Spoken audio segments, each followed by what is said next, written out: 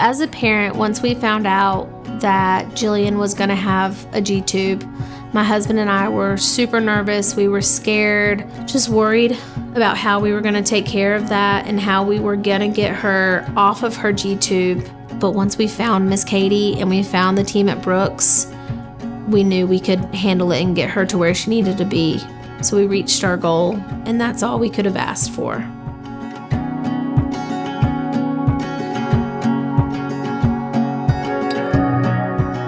My name is Mariah. My daughters are Jillian and Juliet. We started coming to Brooks because my girls were born at 30 weeks and they were significantly delayed in development.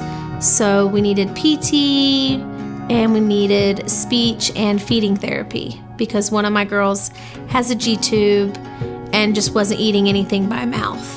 A G-tube is something they inserted into her stomach, which allows food to go straight to her stomach and bypass her mouth. As a speech-language pathologist, there are many different areas that we can treat. One category of our services is for feeding disorders.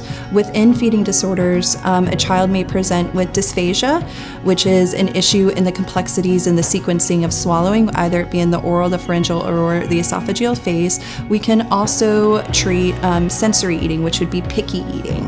When Jillian and Juliet were discharged from the NICU, the parents were not given a lot of information on next steps, where to get therapy, what the outcomes would be for their girls, not really knowing what tomorrow would look like. Our girls were born in Orlando, and the doctors there really didn't give us much hope.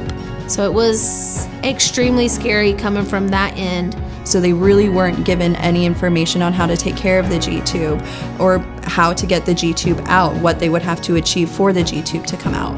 A very important part when you leave the NICU with the G-tube in is feedings. How often, how much? If you are going to try food via mouth while you have the G-tube, how many calories are being received via mouth versus tube?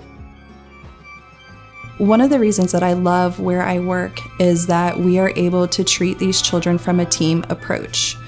Not one milestone or achievement could be celebrated by just myself. My physical therapist teamed with me in the development of these girls. When the girls first came, they were not crawling. They were able to sit up straight, but I needed them to crawl. I needed them to advance their gross motor skills. We know that there is such a strong correlation between gross motor skills and ability to eat.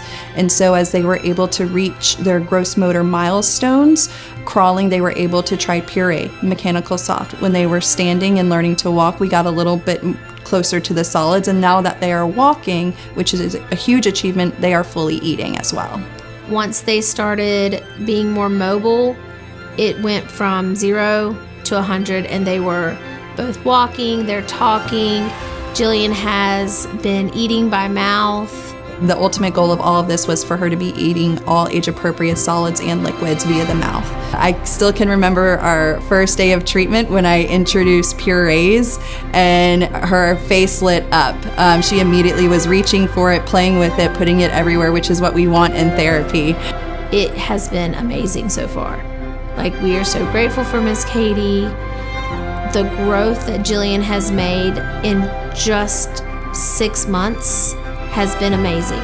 She has gone from eating nothing by mouth to not having to use her G-tube for anything. And we couldn't have made that possible without Brooks.